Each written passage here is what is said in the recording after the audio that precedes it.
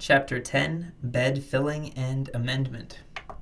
Materials used in this section: soil and compost, about 3/4 of a cubic yard of each, making for a total of about 1.5 cubic yards. For amendment, I'll be adding potassium humate, zeolite clay, and dragonite clay, around 2 cups of each. About 3.5 gallons of fresh cow manure. Fresh cow manure is recommended, but if it's unavailable, you can substitute with a mixture of vegetable waste and shredded paper. Don't ever mix the two, though.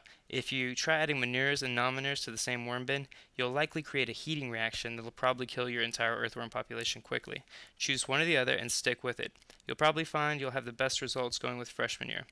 You'll only need about 2 gallons during the following 3 feedings. You'll want a handful or 2 of earthworms. I recommend red wigglers. The only tool we'll need is a shovel. Sadly, the footage showing bed filling and amendment at Factory Farm was lost due to a bad mini-DV tape. We will be using footage from the filling of Horto domi 1, as well as still images to supplement. We've already filled the first 6 inches of the bed with expanded shale during the bed manufacture and installation chapter. First, let's talk about the value of good clean compost in your bed mix. Compost should be mixed with the soil at a ratio of approximately 1:1 or to your preference. Compost is an important part of moisture retention and soil revitalization. The small pieces of organic matter absorb a little water as it's making its way down through the bed, making the water available to the plants for a longer period of time, or more consistently for a longer period of time, which of course helps the plants. But maybe even more importantly, as the compost breaks down in the soil, it will eventually break down into humus, and eventually into a colloid. I'll only discuss colloids briefly, and what Michael Astra's book refers to as the ideal soil, which is by far the best book on organic soil treatment I've ever seen. In only a few dozen pages, Astra paints a clear picture of how minerals are retained, increased, and balanced in soils, as opposed to citing and reading sections attempting to properly explain cation exchange capacity in soils and the work of Dr. William Albrecht. I'll just highly recommend you get the book for your own personal library, and it's absolutely worth it if you're interested in maximizing soil, mineral, and nutrient content for maximum human health, all with easy-to-use conversion and formulation charts.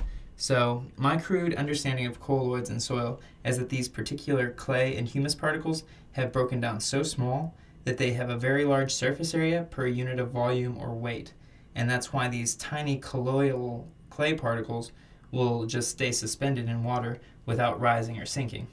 These tiny particles have a negative charge, and when positively charged minerals are washing through the soil, these colloids can kind of catch them. And the more colloids in the soil, the higher potential mineral and nutrient capacity. Different minerals have different charges, and these different charges balance off of one another. If you're testing your soil and it's too high in this or too low in that, you can add the correct balancing mineral and literally bump the lesser desired ones off of the colloids. Sorry about giving this subject so much attention, but one of the most important points about this platform is its focus on mineral and nutrient enrichment and availability to the produce, with its ultimately being available to the user, and the degree of the user's health is ultimately impacted. The healthier and more enriched the soil, the healthier and more enriched the user. Enough explanation, let's move on to the amendment. I'll only be adding 3 amendments today: potassium humate, or humate more generally, zeolite clay, and dragonite clay. Of course, there are an overwhelming number of soil amendments to choose from, but these 3 are what I've identified to satisfy my amendment objectives. I will be adding this potassium humate.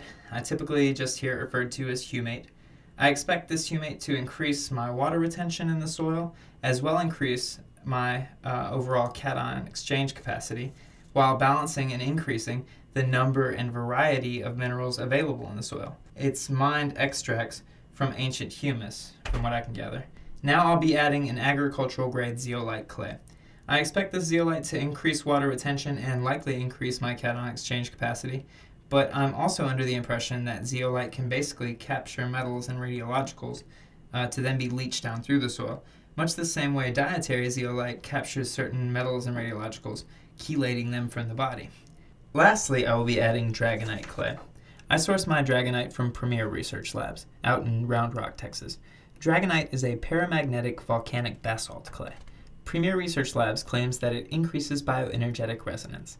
I know how that will sound to some, and that's fine, But after reading Rudolf Steiner's agricultural course and what he has to say about clays in his lectures, followed by Mario Toon's photographic evidence of certain anomalies produced by means of those practices, coupled with both the reputation of and my experiences with premier research labs being exceptional, well, frankly, I'm interested in experimenting.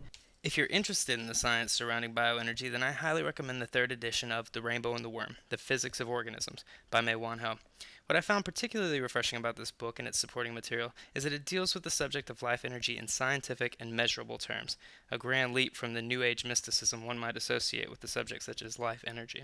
Following the work of Dr. Fritz Albert Popp, it may be concluded that coherent life energy can be measured in bioluminescence, or by a cell's biophoton emissions.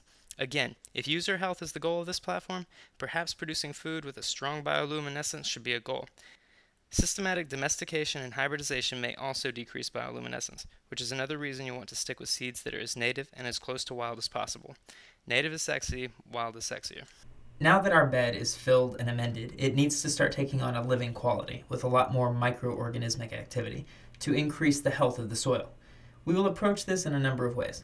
First, we add a few gallons of fresh cow manure to the worm bin, using a shovel or a hoe to lay the manure close to flat, just covering the first of the series of 4 graduated portholes. These portholes will serve as fill lines. When you add more manure in a few weeks, just fill to cover the next series of portholes. Next, add a few dozen red wigglers to the center of the manure before placing the lid back on top of the worm bin.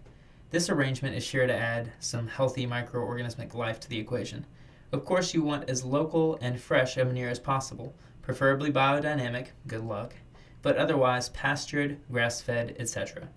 Try to steer away from feedlot or sale yard manure if possible. It's likely just fine without any problems, but I associate a higher chance of chemical or pharmaceutical or bacterial contamination at these types of locations. Ultimately, you make your own mindful decisions. Again, I recommend fresh manure. I've had very poor results with composted manure. It's my understanding that the earthworms are thriving on the bacteria present in fresh manure. In the future, with proper earthworm bin management, your earthworm bin will fill with earthworms and their castings. When the bin is full of castings, clear the bin, mixing the castings and the earthworms into the bed. Gather a few handfuls of worms to the side in a jar to repopulate the bin directly after adding more feed. If picking out worms proves to be too much for you, you can probably get away with just leaving the bottom inch of matter in the bin. There should be enough worms and eggs in that to do the job. And that concludes the bed filling section of this DIY Horto domi instruction.